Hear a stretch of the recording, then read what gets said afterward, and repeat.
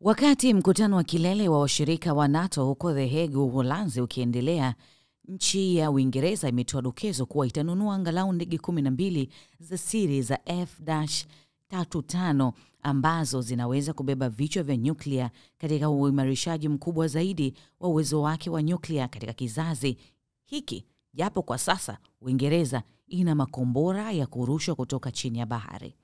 Uingereza imedai kuwa inahitaji kuongeza matumizi yake ya ulinzi hadi kufikia 5% ya pato la taifa na kwamba itarejesha tena ndege za kivita chapa F-35A maarufu kama Lockheed Martin zenye uwezo wa kubeba silaha za nyuklia ili kutanua safu ya silaha ya nchi hiyo na kuimarisha jeshi la NATO. Katika taarifa, Waziri Mkuu Keir Starmer amesema hatua hii ambayo ni ya kwanza tangu kumalizika kwa enzi za vita baridi inachukuliwa kwa kuzingatia nyakati za sasa zisizotabirika na zinazohitaji uwekezaji mkubwa kwenye sekta hasa ya usalama, hasa kutokana na kitisho cha Urusi na Marekani kuonekana kushindwa kutekeleza wajibu wake wa kuhakikisha usalama wa bara la Ulaya.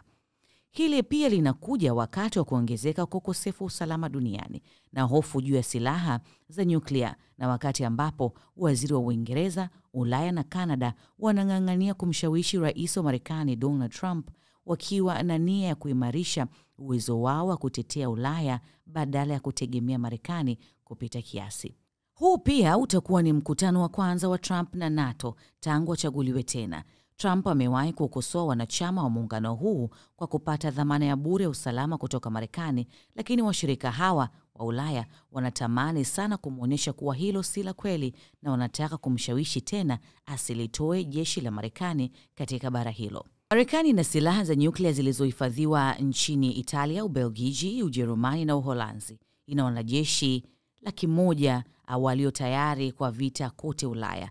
20,000 kati yao katika nchi za NATO za Ulaya Mashariki waliotumwa huko na rais aliyepita Joe Biden baada ya uvamizi wa Urusi nchini Ukraine.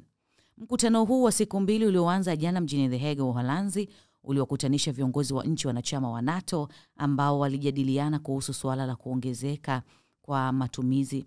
Mkutano huo wa siku 2 ulioanza jana mjini The Hague, Uholanzi, uliokutanisha viongozi wa nchi wanachama wa NATO ambao walijadiliana kuhusu suala la kuongeza matumizi yao ya ulinzi, namna ya kuimarisha muungano huo pamoja na mizozo inayoendelea duniani, ikiwa ni pamoja na ile ya Mashariki ya Kati na uvamizi wa Urusi nchini Ukraine.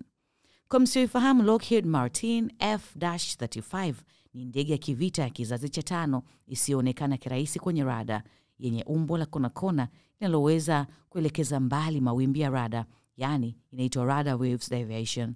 Lakini pia imetengenezwa kwa teknolojia ya malighafi ya rangi maalum inayonyonya mawimbi iitwayo radar absorbing material au RAM.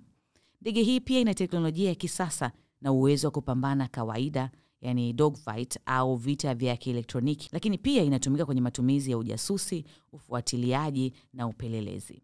Injini ya ndege hii ina uwezo wa kupunguza joto kabla ya makombora yanayoifuata kuishambulia. Lakini pia ni zaidi ya ndege ya kivita ambayo si ndege tu ya kupambana, bali ni ndege inayoweza kuishi muda mrefu kuwahi kuundwa. Katika jukumu lake pia muhimu, ina uwezo wa kusafisha anga za ndege za maadui ambazo zinatishia majeshi ya Marekani. Na kwa sasa mamia ya ndege aina ya F-35A zinafanya kazi katika majeshi zaidi ya 10 duniani. Mimi ni Gina Baltazari.